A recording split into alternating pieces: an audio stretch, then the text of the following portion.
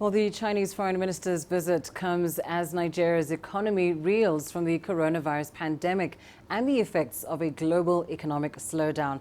Now, more than ever, ties with China are essential in more ways than one. Timothy Ulrich explains.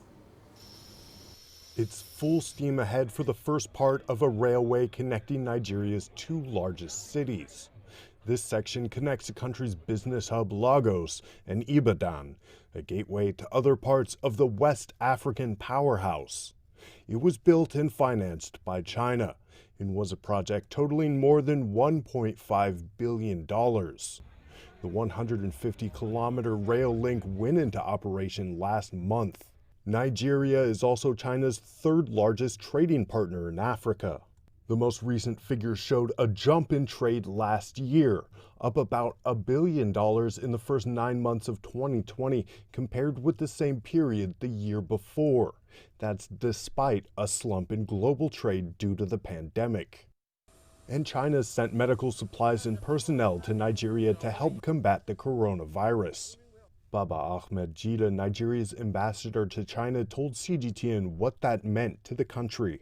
In the case of Nigeria, we have the ECC, these big construction companies in our country undertaking railways and airports were very helpful, and the loads of medical equipment, including medical personnel, were sent to Nigeria, and they have done a great job. Our people, they trained our people and made sure that some of the equipment that we lack were provided, and we have since been cooperating in that area, and we will not stop appreciating China for the support that was most needed at the time it was given. But there's always more room to grow almost half a century after ties were first established. Nigerian President Muhamadu Buhari discussed his administration's priorities during his New Year address. He highlighted security and economic development as just some of the challenges the country needs to tackle. Timothy Ulrich, CGTN.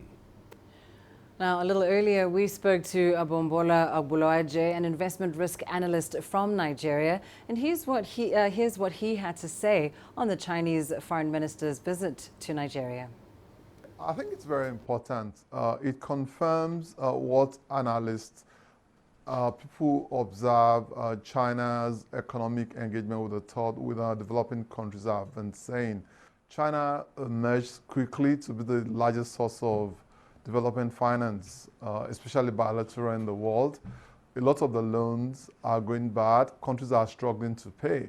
If at the height of the coronavirus crisis, the Chinese finance minister is visiting Nigeria, is a positive sign that China is still interested in engaging countries like Nigeria. China is still interested in spreading its political and economic influence in the world, including to Africa, and there won't be a total shutdown of lending from China. There will be a rebalancing. So it's a question of how countries like Nigeria prepares to engage China on these new terms and based on new realities. It's difficult for Nigeria to ask for debt relief right now because Nigeria has a stock of commercial debt, and the way it works is if you ask too loudly for debt relief, you get your credit rating gets downgraded.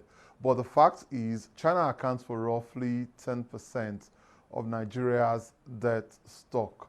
So the visit is an opportunity for Nigeria to engage China on the issue of debt relief for itself and for other African economies.